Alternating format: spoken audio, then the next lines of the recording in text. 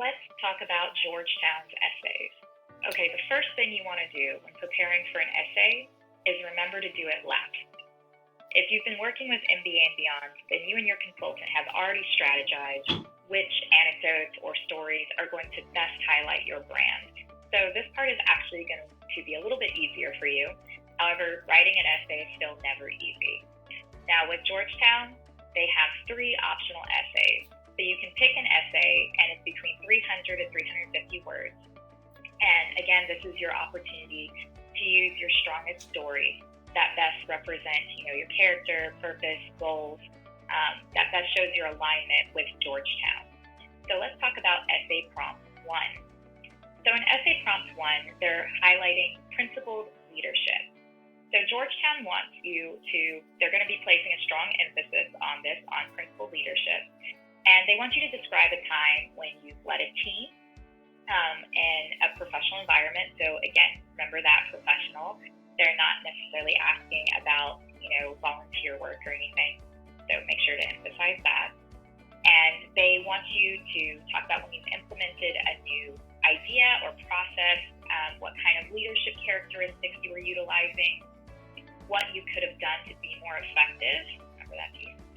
And most importantly, what skills you're going to be able to bring to the teams when you're actually in your MBA at Georgetown. Now, this response can come from a wide range of stories, whether it's regarding corporate social responsibility, an ethical dilemma, et cetera, But the prompt clearly states what the school considers to be the most important, which is the skills you will bring to the team or team that you will lead at McDonough. So make sure you reserve a large part of your essay specifically for that, about 100 to 130 words of the 300, 350 words that the essay will have in total. So as you approach this particular essay, it does become easier if you break it down into the individual sub-prompts. So you start by briefly giving the context to, the example you're going to use. Again, if you've done content gathering and branding with us already, then you're going to be able to go back and specifically look at the anecdotes that best portray leadership. So describe the context, again, where you were implementing a new idea or process. Make sure you are very specific, and that will answer sub-prompt 2, like the specific actions you took. Take ownership of your, where you were lacking, because none of us are 100% effective or perfect when implementing a new idea. There are going to be errors, there are going to be revisions that had to be made or pivots you had to make. Remember not to blame a specific person. You want to take ownership. This is part of the principled leadership. You want to take ownership of, where you could have done better. And so that answers sub-question 3. And then the final sub-prompt, which is the learnings, the skills that are going to help you lead teams. Remember to, again, this is the biggest part of the prompt you're reserving words for. So think in depth about what type of skill sets you were using, whether that were, cultural skill sets and perspectives or professional skill sets or mindsets. How are those going to eventually impact your participation in the specific activities at Georgetown? Again, be specific. Are you going to be participating in case competition, student government? Will you be starting a new club or initiative on campus? Make these connections clear. In any essay, it's important to always be clear and concise. You want to essentially spoon-feed admission, the vision you are trying to paint for them.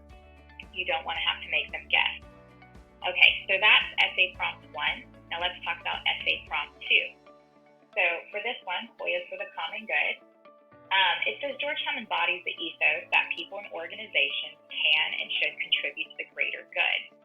So the admissions committee wants to understand how you've demonstrated these values during uniquely challenging times. So it wants you to describe a time where you put the needs of others ahead of your own or ahead of the bottom line. And so they want to hear about those challenges, the unique characteristics you brought to them, what you learned from it. So this essay prompt does have some overlap with the first, but once again, the response can come from a wide range of examples, whether that's ESG again, or an ethical dilemma, so on and so forth. But the difference here is that the focus should be on people, not on the process or idea. So that's going to be the primary difference between this essay and the first essay prompt.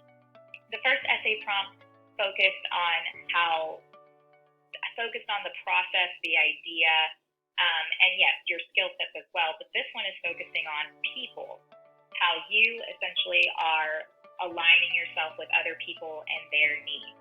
So when you give that example, remember to focus primarily on the people, their needs, how you were able to prioritize them, how you were able to, again, place them ahead of yourself, potentially even at, the sacrifice of your role in things or the bottom line.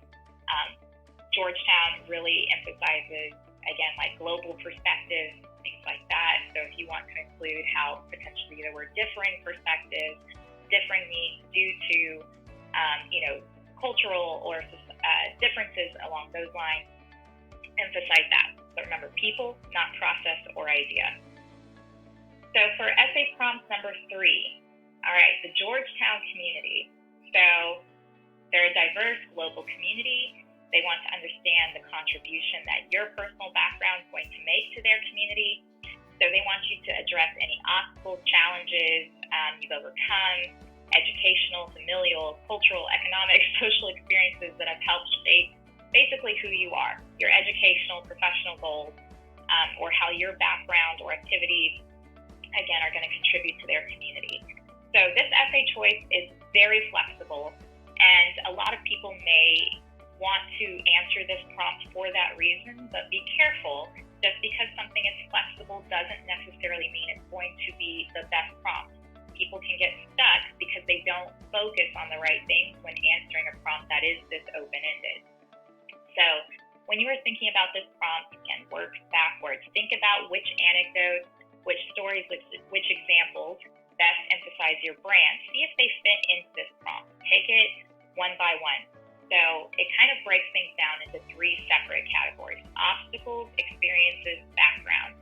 You could address all 3, or you could choose to just address one. My advice would be address one and go in depth and make it specific, which is better than answering 3 on more of a surface level. But again, work backwards. As you're answering these things, remember that they're wanting you to focus on how your background or how your experiences will contribute to the community. This is not the space to explain,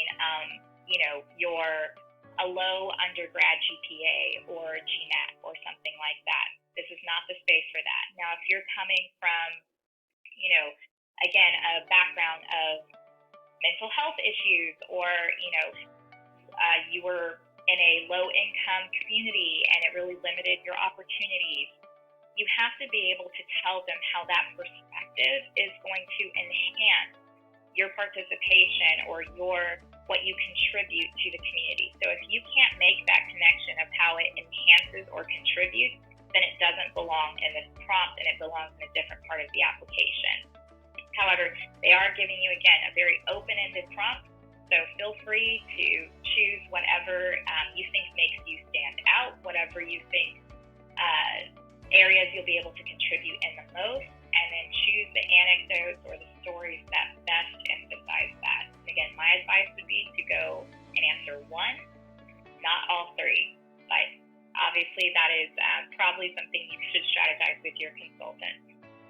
Okay, so another part of this is reach out to students currently on campus. See how they contribute. See what areas you think you could contribute best. Reaching out to students on campus has a 2-fold purpose, which we'll talk about here shortly.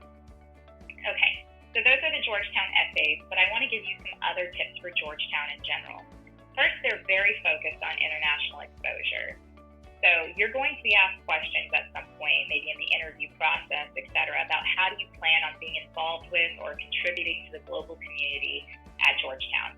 So if you have, or if you have international work experience, they're going to say, how did that experience, shape you personally, professionally? So be prepared to answer those questions.